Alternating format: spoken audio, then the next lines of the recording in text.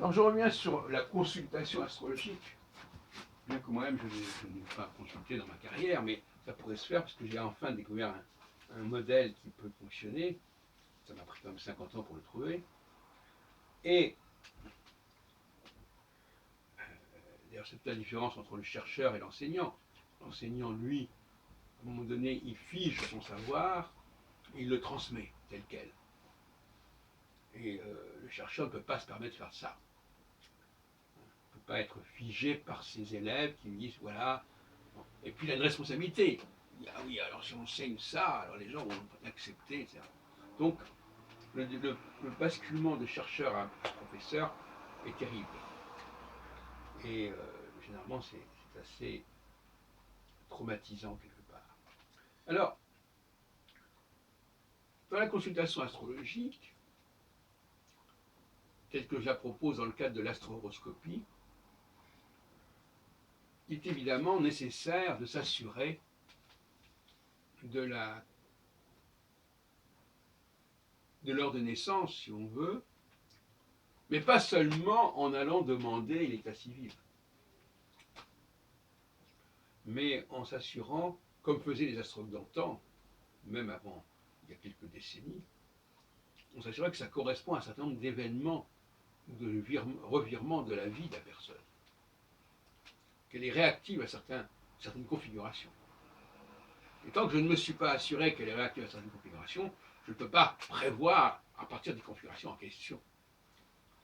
Je suis en train évidemment de parler de gens qui ont déjà un certain vécu, qui ont déjà une trentaine, une quarantaine d'années, évidemment.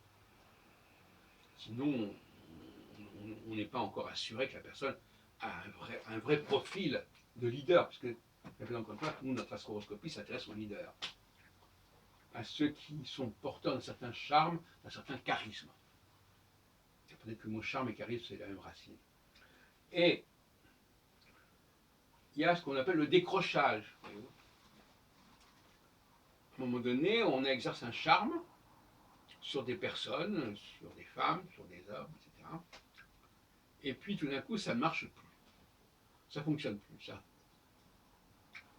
Et on s'en aperçoit, on se rappelle, on s'aperçoit, si vous voulez, c'est la fameuse histoire de Andersen, je ne sais pas où, le roi est nu.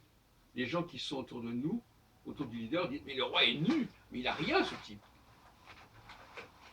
Il ne voit pas pourquoi je suis là. Et alors les gens s'ouvrent.